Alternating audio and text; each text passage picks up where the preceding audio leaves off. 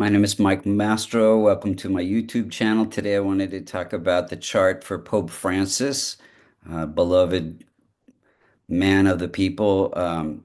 May he rest in peace. If you look to the eastern horizon using Vedic sidereal zodiac, you will see the constellation of Gemini rising at 16 degrees. First, we're going to look and see how the planets were operating and when they were operating at different times in his life, and what could have been done to strengthen the chart even more. So, Sun is weak and it's also afflicted by Rahu. Rahu's at 1 degree, Sun is at 2. Very close conjunction there. Um, this Sun is ruling the third house of success. And Sun itself has to do with leadership, so success through leading the masses. And because it's slightly weak, he's quite humble. Again, man of the people. And in this particular chart, the prime indicator for health would be the sun. And this, when having a weak sun, can affect the immunity. He did have a lot of lung issues, even at an early age, kidney issues, knee issues, etc. Then we have weak placement moon. Moon is ruling the second house of fame and wealth, and it is placed in the eighth house, which can make it weak, conjunct with Venus. So this conjunction gives him great compassion, and through his struggles, he rose to a very high level of status, fame. Again, Moon can affect the immune system, and it is ruling the house that has to do with the lungs, the respiratory system. He had bronchitis several times, pneumonia, etc. Then we have weak old Mars. Mars is slightly weak. Any planet more than 26 degrees is said to be in old age, whereas the sun was in infant state, um, less than 5 degrees. So these, when you're very old or very young, you have trouble promoting your own significations. So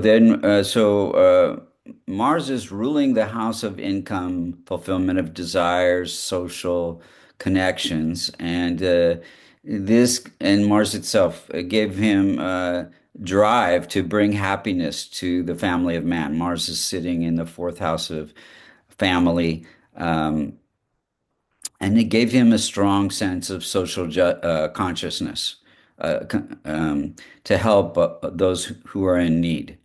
Mercury is at 18 degrees, probably his strongest planet. It is ruling the house of happiness and family. It is placed in the house of partnerships. And so he gained happiness through giving comfort to others. He had a very powerful diplomatic communication. He wanted to collaborate with other religions and within the Catholic Church as well. Um, then we have weak combust Jupiter.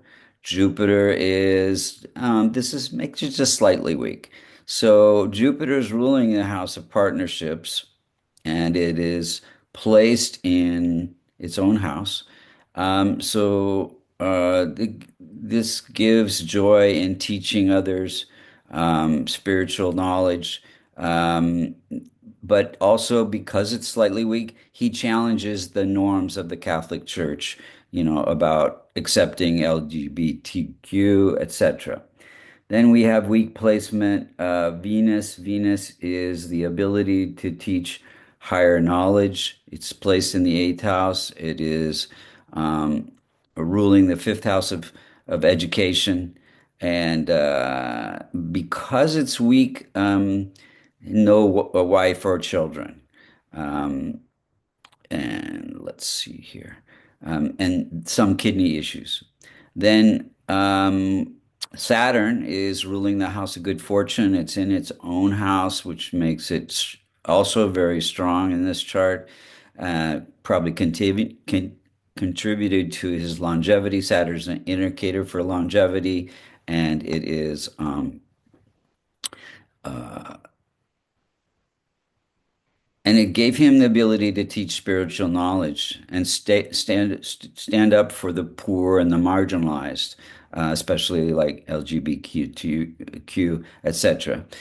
Challenging Rahu and Ketu, always opposite each other, always teaching something. Um, uh, K2 in the first house connects his life purpose to teaching spirituality or leading a spiritual life. And then Rahu opposite is balancing.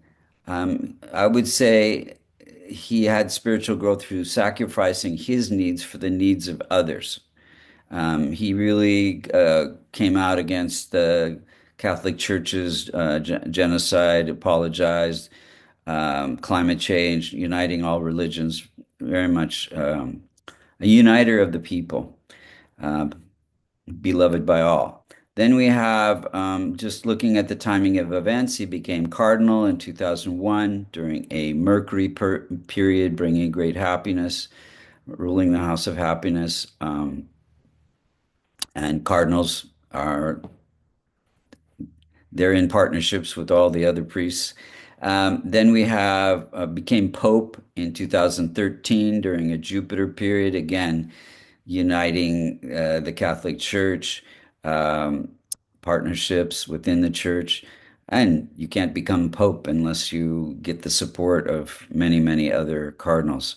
And then we have in 2014, tragic family accident with nephew and a couple of his relatives died. Rahu was afflicting the first house of family at that point. Then we have a surgery in 2021 for diverticulitis. This is during a K2 period, K2 indicator of surgery. Um, and I think it was transiting the house that has to do with the stomach. And then in 2023, he was hospitalized again for bronchitis and some other issues during a Venus period. Venus is sitting in that eighth house that has to do with chronic issues. Then he died. April 21st, 2025, during a Venus period. And if you look at the circular chart on the left, you see the inner circles where the planets were when he was born, and the outer circles where the planets were when he passed away. And you can see that Rahu is almost exactly conjunct Venus. So it's afflicting Venus, and it's also afflicting Saturn, the indicator for longevity. He died at 88 and loved by all, and may he rest in peace.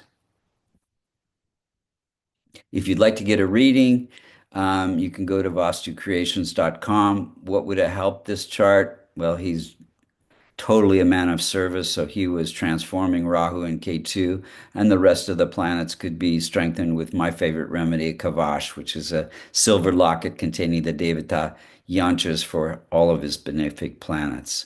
So if you'd like to learn Vedic astrology or get a reading, go to vastucreations.com. Thank you so much for listening.